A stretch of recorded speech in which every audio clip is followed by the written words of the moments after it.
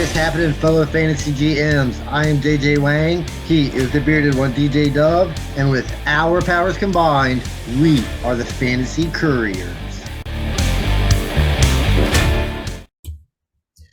Well, JJ Wang, the NFL regular season is in the books. It went off kind of interestingly. Started with great news with Damar Hamlin, who apparently loves football, coming to. First thing he asked was, did they win? And the doctor said, you won in life. His charity, I haven't even checked. They're at like 8 million, I'm sure 8 million by now. So there's a link in there if anybody still wants to give. But that's a great news for the week. The game was canceled officially, so people had to adjust accordingly. Every team did it differently, but people made the playoffs, people didn't. And anybody who's watching YouTube knows how happy I am right now. Oh yeah, I mean, he lived to play one more week. I'm guessing Tua's not going to be back next week, so it's probably going to be a one and done most likely. But hey, at least you're in there, right? I sat there. I was so excited because us winning means we beat the Jets. The Patriots aren't in the playoffs. The Steelers aren't in the playoffs, which are two wonderful things for me to see. And then I texted my buddies who were saying, congratulations. I'm like, yep. And next week we get rolled by the Bills. So it's the third playoff game I've seen since I've been dating and married to my wife. That's 19 years. It's the third time, and both times they got pummeled by the Ravens. So, yep, we're the Fantasy Couriers. Everything's in our notes. If you're here, you know who we are. We're going to be here all off season. I think our plan generally is to record sometime over a weekend, have a show come out for each week. We'll go through the off season with you. We'll probably spend this month sort of rehashing this season. Then we're going to start talking rookies. Get ready. Off season talk is generally Dynasty. If you're not in Dynasty yet, jump on. Do some Dynasty. Dynasty is the best kind of football. I forgot to tell you, JJ Wang, I actually backed into a championship and then I backed into a third place after everything was said and done. So it wasn't as terrible as it looked when it came out last year. I followed the rules of the league. I got second to you, ended up winning our other league. And then today I had one league where they decided that we would use the week 18 scores, which everybody argues one way or the other. And I ended up winning because I was down 20 some odd. I had Josh Allen and Jamar Chase and he had Diggs. And so I caught up and I won by 6. So it's kind of not a Congratulations, man. To go. So championship is always good. Yeah, we got lots to roll today. So let's go with our new favorite drop. In a week that was winners, losers, success, and failures, we have Kudos and Kudon'ts.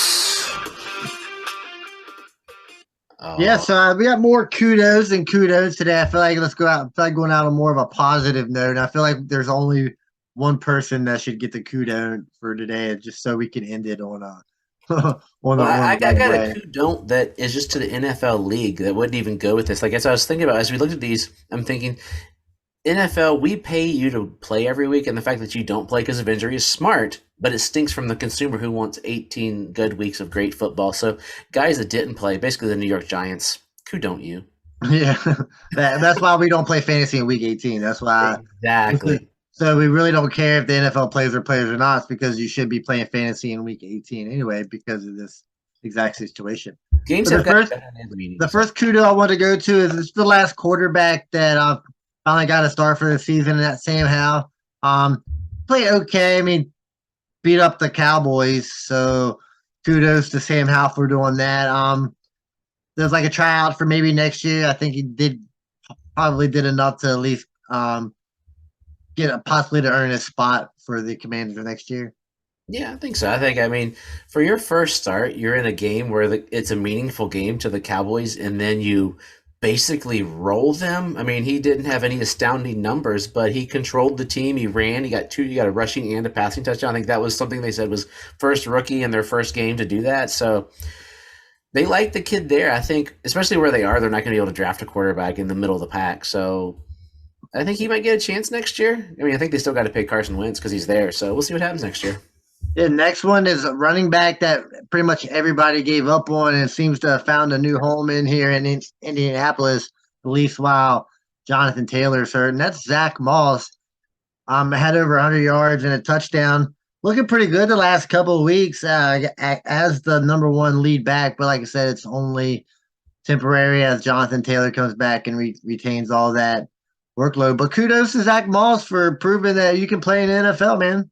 Yeah, we both had him for dead. I think we both had him on teams, and we'll have to look. I wonder if he's a free agent. He might have earned himself a bag of some money at least to be a Yeah, committed guy yeah, to a some scat money. back. Yeah, I I don't can't know, imagine him earning too much money though. But yeah, but running back money, he maybe four. stays in the league. That's all that matters. Yeah. The next guy is the guy that I think we both like. Everything pretty much everybody likes when he plays, and that's Elijah Mitchell. Come back off of IR, has a good game, 55 yards, 2 touchdowns. Really didn't need him to play all that much. Christian McCaffrey didn't really play all that much.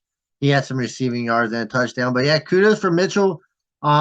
Continues to be a strong option when he does play for the 49ers.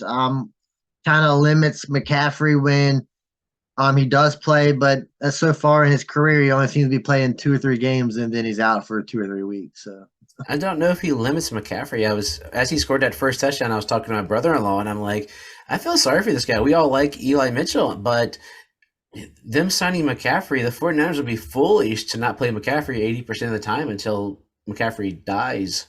but I mean, they would be foolish, but that's typically what San Francisco. They never really play anybody like that, and I think the only reason they've been playing McCaffrey like that the last few weeks is because Mitchell hasn't been there. I think It if was Mitchell, I think if Mitchell's there, he gets these opportunities and he does produce. Does that affect you thinking Christian McCaffrey is the RB1 next year? Nah, I still probably think he's the RB1. Still Because Christian. if they play them like you're saying, he's gonna get sniped. No, I mean it's possible, but like I mean it's still Christian McCaffrey, and like you said, Mitchell still can't be trusted as far as injury goes. So we'll see how it works. But I would still take McCaffrey as the number 1 guy. Yeah, that would. Oh, my bad. We got one more. This is the guy you put on. That's KJ Osborne. I mean, he had another over 100 yards. So he had another good game, and a couple of good games over the last few weeks. Pretty inconsistent.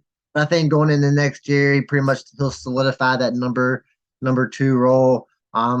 Justin Jefferson hasn't looked great the last couple of weeks, but that's still his spot, and hopefully Osborne can be that number 2 guy on a consistent basis. I mean, I'm going to be honest. I didn't pay attention to a lot of this game because I was between the Patriots game and the Dolphins game. And looking at Nick Mullins playing, I'm assuming Jefferson. I'm hoping for the sake of us Justin Jeffersoners that they just pulled him so he'd be healthy for the playoffs. That would be my assumption as well because Madison got 2 touchdowns as well. So there's one guy I'm wiping out a surefire waste of a touchdown, by the way. But yeah, so KJ, I thought he's going to be the number 2, and he could be that. That number he could have a strong season next year if they decide, hey Thielen, just sort of step out of the way and let's let these 2 young guys run. Speaking of Alexander Madison, is it time to move on for the Vikings to move on from Dalvin Cook and just let Alexander see what they got in Alexander Madison for the year? I don't think their bank account will let them. Oh, I think I that's don't the know. problem. I'm pretty sure that they paid Cook and they're stuck, but we can look into that. But yeah, I don't know. I mean, Yeah. All right. Cook looks like he's stuck in mud. So Yeah. So the only kudos that I got, I feel like it'd only be fitting to have this guy as the last one. I'm bragging on him the last few weeks, but this is what he does to you. That Sam Darnold. Not sure of his exact stats, but I think he had -10 fantasy points somewhere that I was looking, and somehow they still won the game. So defense, kudos to winning the game, but kudos to having a terrible game. And this might affect him a little bit going into next year. This is a bad taste to have in your mouth at the end of the season. You would kind of want to go out on a positive note. I mean, here's your stat line for you: 5 of 15 for 43 yards and 2 interceptions, 6 rushes for 32. He almost rushed for more than he passed. This is the Sam Darnold we all know and love versus the stellar Saints. They didn't even put in another quarterback. Like, he threw the ball 15 times. This was so inept that this could be one of those teams that trades up with the Bears are getting ready to get a nice haul for that number 1 pick. They're going to get a ton of stuff. Could this be a team that does it? Quite possibly, because it's Sam Darnold, and there's that stink. Yeah, but we'll see. I don't know if they're going to try. Be crazy. I mean, that's so much to give up for the number 1 pick, but especially I don't know. Well, we'll have plenty of time to talk about that. So that was the last one. Moving over Here you to go. pleasure and pain. This might be the last. Well, obviously, last pleasure and pain of the season. I guess we'll go with my guy coming into the season is Davis Mills. It did have a great game. He had 3 touchdowns, 2 interceptions, that almost 300 yards. I will say Davis Mills has played better over the last 4 or 5 weeks than he played in the beginning of the season, but unfortunately, it was not enough. And Houston did give up the number one overall pick by winning that game. Um, I guess that's why you play. I guess that's why you play the game is to win. Ask the Jets But about that. yeah, They got champions. Davis Mills one last QB1 performance. Yeah. So, Uh, could you imagine if they zagged and they traded away the pick? I mean, if they could get a lot for it, I mean they need more than one player. That's for sure. Yeah. So these next guys, I'm gonna put all three of these guys together since they're all on the same team. Oh, I like it. And Trifecta. they're all young. They're all rookies. They gave us make kind of like a good look today of the future. And that's the Atlanta Falcons. We got Desmond Ritter, Tyler Algier, and Drake London. Algier's looked really, really good over the last few weeks, pretty much ever since Desmond Ritter's been the starting quarterback. Ritter hasn't looked great, played a little better today, and then Drake London finally popped off for, a good game. Hopefully we can get more of these next year with a little more time with Desmond Ritter. They look Yeah, I good. mean, I mean, overall, I mean, it is for being the Falcons. I mean, it's like a nice little core that they got going on for next year. dude, they finished 7-10. This team's looking up. I think we expected them to win like 2 games maybe this year, and Ritter's look solid. Drake London hasn't been getting the points, but he's been getting the targets, which everybody in the offseason, as you're looking to scout, look at targets. And when guys are getting targets, it'll click eventually. And London is getting 120 yards, man. I loved London coming in. They're not going to throw to anyone else. And imagine this three now next year, a healthy Kyle Pitts. Yeah, I'm not really sold on Kyle Pitts. You're gonna have to try a little harder than that. We'll see. You were a Kyle Well, Pitts guy. I was not. I'm still a Kyle Pitts guy. I think it'll be all right. But imagine that's he won't have the pressure. Like before it was you get Kyle Pitts and that was it. Now you got other players. Yeah, we'll see. We all hope Kyle Pitts turns into that guy. There's another running back here. We talked about the last few weeks. Has been pretty impressive. I feel like he's building up a lot of positivity here, and then hopefully it doesn't crash down the beginning of next season, kind of like it did this past year. And that's Cam Akers, another 100-yard game. That's 2 or 3 of the last 3 or 4 games. He looked really, really good. But like everybody talking about Sean McVay not even being there next year, so the offense is probably going to change. But while it's here, I mean, it's tough, right? I would think the offense, a new coordinator or anything, barring them like totally rehauling everything, can't hurt a running back as much because it's here, take ball, run through hole. Like it will hurt other players depending on scheme and things, unless they totally change the running scheme. But he's looked solid. I'm glad to have him in 2 places and 3 places actually. Dang, I got him a lot. So yeah, it's been good because we were both Akers fans from the Knowles background, and just it was just a weird year, and maybe he just needed that little bit of time for that Achilles to get that one final heal, and now he's ready to roll. That makes him breaking out. If he plays good next year, he's going to be on that stat line of Achilles injuries to come back and be good. Yeah, be a very few of them. And wide receiver here, this was my guy. I think he's solidified as the number 1 receiver in Denver, and that's Jerry Jeudy, 150 yards. He's had a few decent games the last couple weeks. Russell Wilson still looks like crap, but he seems to put up yards somehow. That even though they did get the win today, it looks so bad watching them play. But I think Jerry Jeudy going into next season, hopefully can be like that mid wide receiver 2 at least, and maybe pop into that low end wide receiver 1, high end wide receiver 2, if Russell Wilson is able to play better with a new coach, maybe. Oh, new coach, yeah. 283 yards. How do you do that on 13 catches? That's crazy. Yep. You win, I lose. I think that was one of our bets earlier this year. But Cortland Sutton did something he couldn't do for me all year as much. He got a touchdown. Yeah, I haven't heard much of Cortland Sutton all year. It was okay in the beginning. He was getting catches. He didn't. I did not see that. I thought it'd be more of he'd be better than Jeudy, but Jeudy could be okay. Yeah, so we'll go over to my least favorite position of all, and that's Isaiah Likely. You want to take this one here? Yeah, Isaiah Likely playing for the inactive Mark Andrews. They went inactive with a bunch of guys last week. I guess they didn't really care about winning the division on a coin flip. They were just mad about it. So they set their quarterback, set their running back, and set their tight end. The quarterback had injuries supposedly, but I guess they wanted to be healthy because they'd rather do that than deal with the coin flip possibility of having them get But 8 for 103, and I only wanted to throw him in there because my coworker actually had Isaiah Likely and Zach Moss as his outliers, and he's walking home with a bunch of money in DraftKings, a pretty good haul. I'm like, man, he's making more there. He's going to make a couple days of work. So congratulations to him for playing those guys. And Isaiah Likely, I mean, they could have that combo, those two tight end old Patriots combo. That would be a nice thing to have. I mean, Lamar likes tight ends. So if both of those guys are good, you don't need a receiver. Don't worry about it. Just throw to those guys. Absolutely. So the opposite of congratulations would be whatever the opposite of congratulations is. This is our pain segment.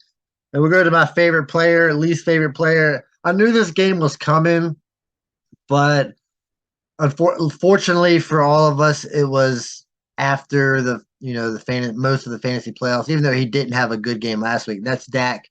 They pretty much looked terrible today. CeeDee Lamb did have 55 yards and a touchdown, so that's a positive. But other than that, nothing was really good. Dak looked, what was he, 14 for 27 or something? It was something terrible. 14 for 37. 14 for 37, 128, a touch and an interception. They look bad. Like I said, the playoff seeding, nothing was going to change with this win or loss.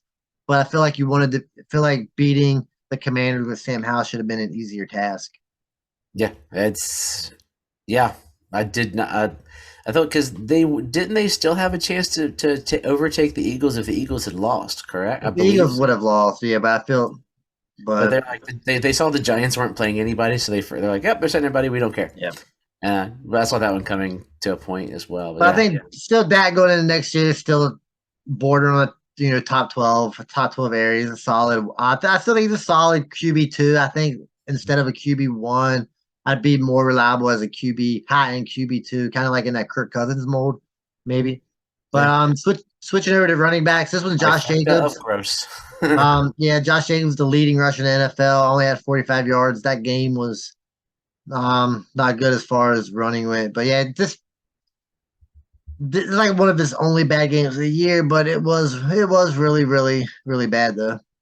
Yeah, these three guys we're going to talk about just are guys that if you did DFS lineups, you probably popped them in hoping for something, and they just pooped the bed. And Josh Jacobs, after this year, talking about, is he going to be a Raider next year? Do they want to? I can't imagine them paying him. And that's the thing. Will they pay him? I don't know, but it is Vegas. So next guy we got is Ramondre Stevenson. I'm not going to. The last few games have not been good for Ramondre. For the last 4 weeks, maybe. It's not been good after he had that great stretch where he was, RB1 pretty much, every week. And then it just completely fell off. The team's play kind of fell off. Of course, Damian Harris is back, taking away a little bit of work. But overall, it just hasn't been impressive, not leaving me excited going into next year. It makes me glad. I love Ramondre. We know that. But I traded a lot of my shares before the season thinking that he had hit a ceiling and it was going to. But I threw him in there when we were talking pre-show because this was a game that they needed their best players to be their best. And Ramondre Stevenson, he did average 9 yards a carry, but something was there. They weren't giving him the carries.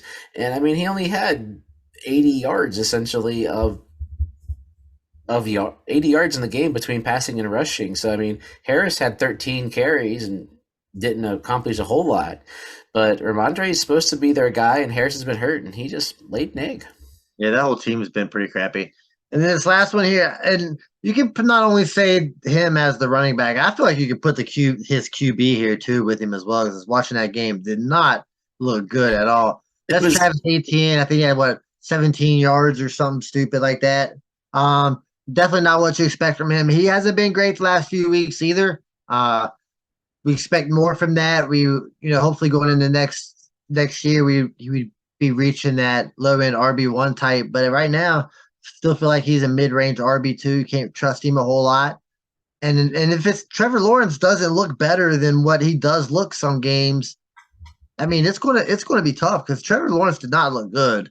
Yes, watching this game. I think Etienne's going to be drafted an RB1 by name and having those couple of good games. So it'll be a name thing depending where you are. Lawrence, I mean, at least the Titans do have they're a decent squad and well coached. So they were trying to win the game and it was tough. But it was painful to watch. And I was rooting for the Jags and Etienne looked like garbage. Lawrence didn't look great. Their defense looked awesome. So that's good for them going into the playoffs. But we'll see what happens next year. He needs a Thunder to go with his Lightning is what he really needs. So we're gonna switch it. I got a wide receiver here. That's Tyreek Hill. That offense, that whole game was It terrible. was I mean, terrible. you got Skylar Thompson as your wide receiver or quarterback with 2 catches for 25 yards. Not a good game. They got in the playoffs. Hopefully, he does a little better next week. But like I said, it's gonna be hard. Um, but like I said, I'm not gonna lie. These are the kind of games you can get from Tyreek Hill if there is a starting quarterback. I'm not saying it happens very often, but I mean it is possible. Like you're not really expecting these kind of games very often. But hey, when it does happen, you gotta let them know that hey, man, you can't be doing this kind of stuff. I mean, luckily, some of it was injury. He set out a portion of the game with an ankle injury, but then he came back and he was still running around. So you could have just stepped sideways or been like, "Man, Skylar's terrible." I don't know. I mean, Skylar he was taking some licks, man. So that game was disgusting to watch. Oh, terrible. Next guy, T.J. Hawkinson. He's had his good games. He's had more. I feel like he's had more bad games than good. I thought he would be a little better coming over. Like I said, the offense wasn't particularly, I think on fire. I guess, but I mean, he's still going to be drafted as a tight end one, right? Yeah, he had those good games. I'm just like, bad taste for a regular season mouth, and we never know how much they did towards the end of that season. So, and now a message from our favorite sponsor as we get ready for the playoffs with them and having fun. Underdog Fantasy is the best and easiest place to play fantasy sports. Now that we are in season, they offer even more fantasy sports options. You can choose to play 4 to 6 round draft contests with up to 10 people. You can even create your own private draft room. And that's why we're changing the commercial a little bit here because they are doing NFL playoffs. They have a big contest called the Gauntlet, which is basically a survivor of players as you try to go through the playoffs. We also have a private Couriers contest. You can check on Facebook or message us at thefanscouriers@gmail.com if you want to join. But the idea behind them is you will draft a lineup and as your people are eliminated, you don't accumulate points anymore and you keep accumulating until the Super Bowl. So there's a strategy involved within that we'll talk about during the next segment so briefly. But if you're interested in joining us, message us if you want to join. So sign up now with the code Couriers and they'll double your first deposit up to 100 in bonus cash. So in case you missed that, when you make your first deposit of 10 or more, deposit 100, get 100 free. With their slick mobile app and user-friendly website, you'll have no problem jumping in and drafting your squad or making your best picks. So join Underdog today and don't forget to use the code Couriers. A link is in the notes of the podcast. Now back to the podcasts. So jumping off of that, really briefly, their fantasy doesn't end. If you want to keep going, I like to do fantasy all year round for football. There are fantasy playoff challenges. And there's various options. Have you joined in on any of those with me in the past? I think you did one. I do one every now and then. I'm not really a huge fan of it. But But it's a different one. Usually, NFL.com has a multiplier mode if you want to do it in there for a free league. I just wanted to use our support of Underdog this year since they trusted us. But you can there's different types, and it's. I sorry, you're gonna say something. Oh no! I'll wait for you to say something. So basically, the two types are the one is a multiplier where you pick players. That's the one I've done. That's what we did. I think you've done with me. And every week they play, if a player gets eliminated, you replace them with someone else. If they play a second week, they get 2 times the points and 3 times the points. And that's one type. Another type is you just draft. You do a new team every week and you get points, and it combines until the end of the league. The one that we're going to have running and the one we have running through Underdog is an eliminator without multipliers. So what you'll get in there, I got a couple guys that I'm going to send a link to on Thursday at 8. I'm going to do some drafts that you draft your team, and when your guy's eliminated, you don't get any more points. So there's differing strategies versus regular season. You got to think, who do I think is going to go to the playoffs? The Super Bowl. And then if you're wrong, I've been wrong many years. In this league, if you draft an eliminator like ours are going to be, you could have 0 players in the Super Bowl. But one year I overdid it, and I didn't get any points the first week. So if you get that wild card team that happens to make that Super Bowl run, like the Giants that one year, whoever had those guys, they would win automatically. So it's various strategies. You do have to sort of. I always do a bracket so that I can figure out who I think is going to win the playoffs, and I go backwards from there and try to sort of fill in my squad. Yeah, I might give it a shot. Why not? It's fun on there. But yeah, if you're interested, just hit us up. There's a message on there. I'll pop another message and I'll send out links to guys that have already expressed interest. And basically, the way I'll do it is I'll set it up and then I'll be the last one to join. And then as soon as I join, the draft will start. But it'll take like 10 minutes to draft your team, which is kind of cool. And we can enjoy some underdog. Surefire waste of a touchdown. Okay, this week was pretty wasteful. So what I'd try to do is highlight guys that we thought might do something and then did nothing, or some guys that came out of the blue. So we're going to start in Kansas City. We had a 2-yard touchdown run. And, we would think it's Pacheco, McKinnon. No, it's J.J. Wang's preseason favorite, Ronald Jones, with a 2-yard touchdown. It makes J.J. Wang happy, but Still a surefire waste. let's go to Tampa Bay. There's a tight end touchdown. Ooh, maybe it's Cade Otton. It's a big guy. Maybe it was Mike Evans. No, it was someone DJ Dove mentioned prior to the season as being someone, and he didn't do anything. Kyle Rudolph with an 8-yard touchdown run. That is a Surefire waste of a touchdown. I feel like it's a different tight end there every week. Oh, yeah, it is. Now, this one blew me out of the water. I didn't even know this guy was still in the league. 42-yard touchdown pass from Josh Allen. That must have been just as sweet as that one to Diggs. No. Oh, it's got to be your boy Gabe Davis. No. Isaiah McKenzie. Nope. Wait. John Brown. Yes, that John Brown that everybody at some point was really high on, had on their teams from Arizona, had a 42-yard, one catch for 42 yards from Josh Allen. That's good for him 7 years ago, but for us, it's a Surefire waste of a touchdown. It was a hell of a play, too. Yeah, that was crazy. So 1-yard touchdown run. I just want to honor him because I got a little part to add to this.